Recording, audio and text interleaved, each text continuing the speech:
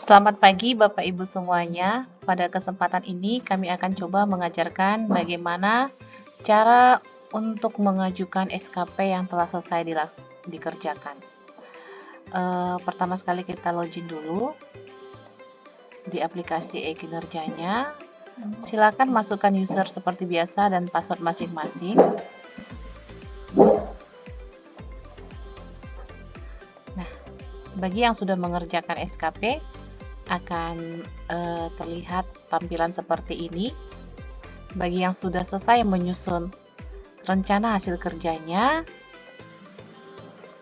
maka status SKP-nya itu masih draft.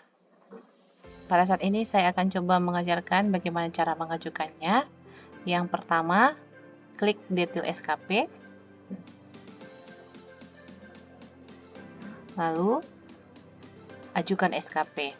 Namun sebelum SKP masing-masing diajukan, kita harus cross-check kembali isi dari RHK yang sudah kita susun. Yang pertama itu yang perlu diperhatikan terkait aspeknya, kuantitas waktu, dan target tahunannya. Kenapa? Karena masih kebanyakan Bapak Ibu di bagian aspek ini untuk waktu itu buatnya 1 tahun. Jadi kita sarankan itu dalam hitungan bulan, misalnya 1 tahun itu 12 bulan.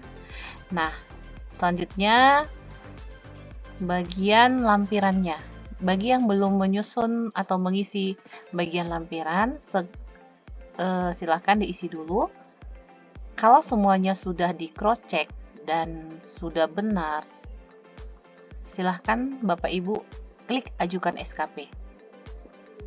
Nah, ini akan terkirim ke atasan langsung kita masing-masing. Di e-kinerja atasan langsung masing-masing. Kita okekan aja. Dan untuk selanjutnya, apabila sudah diajukan, status SKP kita akan pengajuan.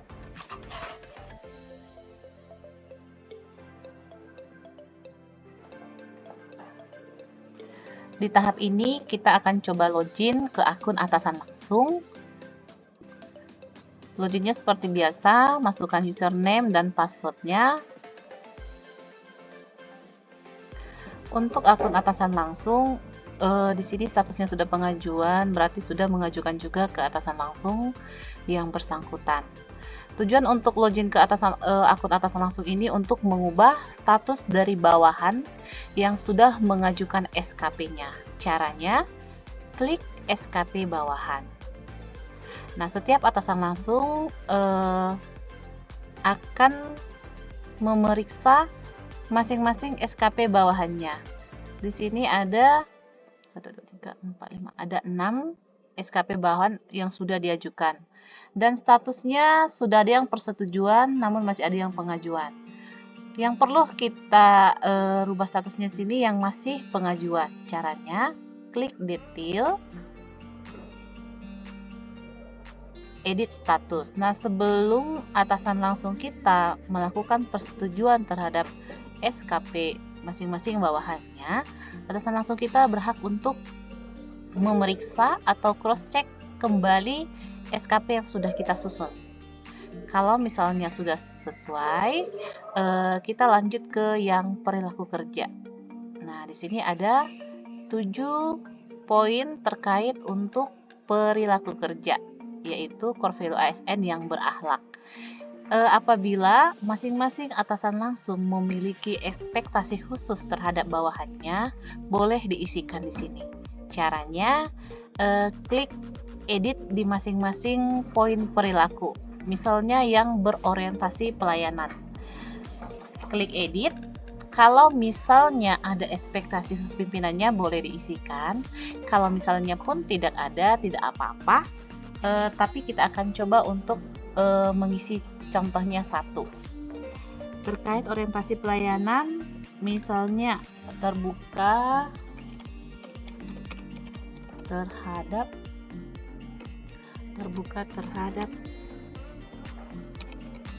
masukan dari orang lain. Oke. Kita klik OK. Nah, di sini akan muncul. Kalau misalnya masih ada tambahan, caranya sama seperti yang tadi, tinggal klik edit. Nah, untuk perilaku selanjutnya, poin kedua sampai ketujuh, kalau misalnya mau ditambahkan boleh, kalau misalnya mau dikosongkan juga tidak apa-apa. Jika semuanya sudah terisi dan sudah dicek kembali semua isi dari SKP bawahan, atasan langsung kita tinggal mengubah status. Tadinya sudah pengajuan menjadi persetujuan. Tujuan perubahan status ini menjadi persetujuan supaya bawahannya itu bisa mengisi bukti dukung ataupun eviden dari masing-masing RHK yang sudah disusun. Kita klik OK. Nah, saat ini status dari bawahan tersebut sudah menjadi persetujuan.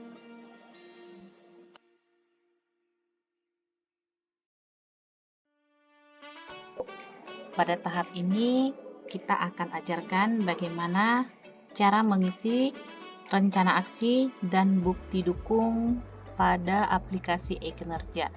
Seperti biasa, kita login dulu, masukkan username dan password.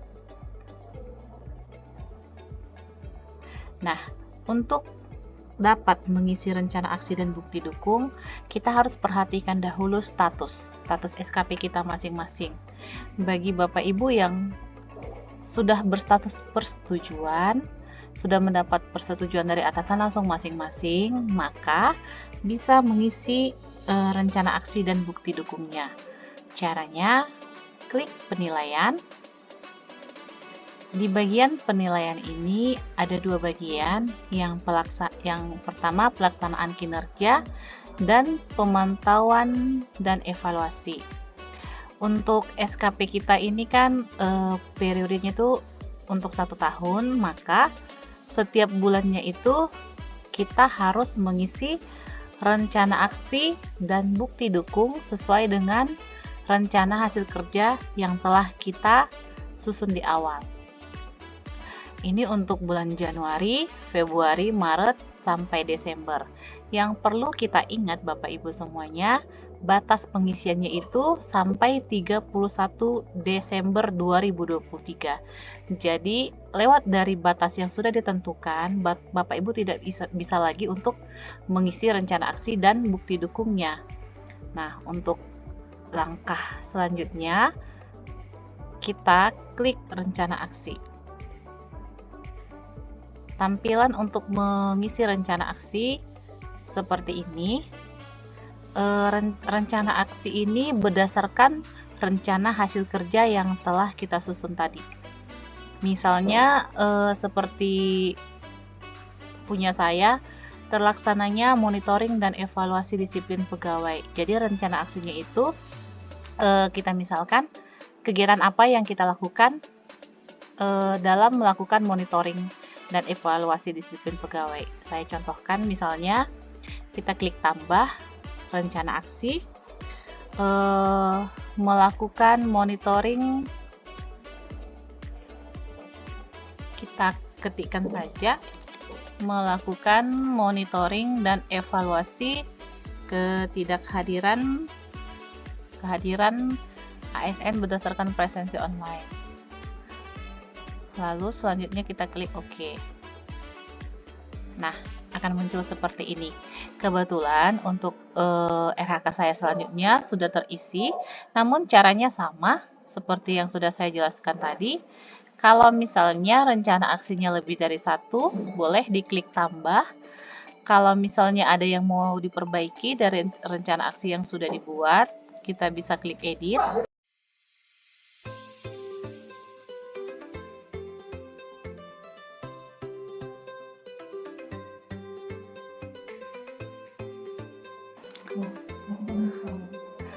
Bapak Ibu semua, di tahap ini kita akan coba masuk ke cara penilaian. Kita misalkan saat ini saya sebagai atasan langsung, seperti biasa kita login dulu, memasukkan username dan passwordnya. Nah, untuk di tahap penilaian ini yang berperan itu atasan langsung kita. Caranya itu klik penilaian.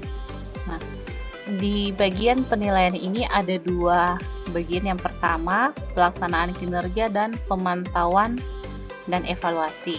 Kalau pelaksanaan kinerja ini sama seperti punya kita mengisi rencana aksi dan pengisian bukti dukung. Nah, untuk di tahap penilaiannya itu yang bagian pemantauan dan evaluasi. Periode kita adalah Januari sampai Desember, maka atasan langsung kita nanti akan menilai setiap periodenya, maksudnya di setiap bulannya, mulai dari Januari sampai Desember. Kita misalkan penilaian ini di Februari aja. Kenapa? Karena kebetulan di bulan Januari SKP saya sudah dinilai. Nah, tinggal pilih bulannya Februari, klik penilaian bawahan. Lalu di sini akan muncul nama-nama bawahannya yang belum dinilai. Kita pilih salah satunya. Nah, tampilannya seperti ini. SKP bawahan yang bisa dinilai itu harus terisi dulu semuanya, mulai dari rencana aksinya, bukti dukungnya, dan realisasinya. Berdasarkan realisasinya inilah nanti atasan langsung kita akan memberikan penilaian. Misalnya untuk RHK saya yang pertama, target tahunannya ada 14-16 kecamatan, yang terrealisasi itu 2 kecamatan. Nah, di sini atasan langsung akan memberi penilaian dengan cara klik tambah. Di sini ada pilihan jempol yang ke atas dan jempol yang ke bawah. Boleh hanya memilih tanda jempol ini, boleh juga menambahkan narasi. Misalnya, sudah sesuai dengan ekspektasinya. Nah, tinggal diketikkan aja, pilih tombol jempolnya, langsung oke-kan. Hasilnya seperti ini. Begitu juga dengan waktu juga seperti itu. Untuk feedbacknya atau penilaiannya caranya sama, tambah, pilih sesuai ekspektasi. Ini narasi yang kita ketikkan, hanya jempolnya juga boleh, oke-kan. Mungkin di antara Bapak Ibu ada yang membuat aspeknya itu kualitas, kuantitas, dan waktu. Jadi cara untuk feedbacknya itu dari atasan langsung sama seperti itu. Begitu juga dengan RHK selanjutnya, caranya seperti itu. Nah, pada saat kita sudah selesai, pada saat atasan langsung kita sudah selesai memberikan penilaian untuk semua RHK yang ada, selanjutnya nanti akan memberikan rating nilai. Rating nilai berdasarkan hasil kerja kita. Ini adalah hasil kerja. Nah, atasan langsung kita akan memberikan rating nilai kita di sini. Caranya tinggal klik aja yang ubah ini. Nah, tinggal dipilih, tergantung atasan langsung kita yang menilai. Hasil kinerja kita itu di bawah ekspektasi, sesuai ekspektasi, atau di atas ekspektasi. Kalau misalnya sesuai ekspektasi, klik aja sesuai ekspektasi, oke. Nah, gitu. Selanjutnya untuk perilaku kerja. Tadi kan untuk hasil kerja yang dinilai. Selanjutnya itu perilaku kerja kita. Feedbacknya, penilaiannya, caranya sama seperti penilaian kinerja tadi, tinggal klik tambah. Misalnya kinerjanya, perilaku kerjanya terkait berorientasi pelayanan itu sudah bagus. Oke, begitu selanjutnya sampai ke poin ke-7. Akuntabel. Ini saya misalkan aja ya Bu, Pak, contoh aja ini ya. Kalaupun mau diikuti seperti ini juga nggak masalah sih. Oke, sampai poin ke-5, poin ke-6, ke-7. Nah, udah selesai penilaian untuk perilaku kerja. Selanjutnya, kembali lagi, atasan langsung memberikan rating perilaku kerja. Misalnya, hasil perilaku kerjanya itu sudah sesuai dengan ekspektasi. Oke.